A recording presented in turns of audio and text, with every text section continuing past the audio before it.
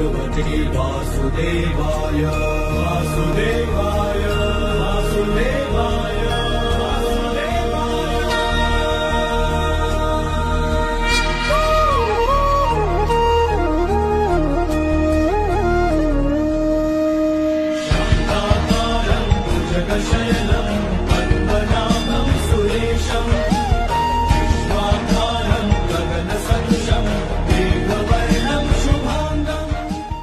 त्वं स्वाहा त्वं स्वधा त्वं हि वषट्कारः स्वरात्मिका सुधा त्वमक्षरे नित्ये त्रिधा मात्रात्मिका स्थिता अर्धमात्रा स्थिता नित्या यानुच्चार्या विशेषतः त्वमेव सन्ध्या सावित्री त्वं देवी जननी। नारायणं नमस्कृत्य नरं चैव नरोत्तमं देवीं सरस्वतीं व्यासं ततो जायं उदीरये।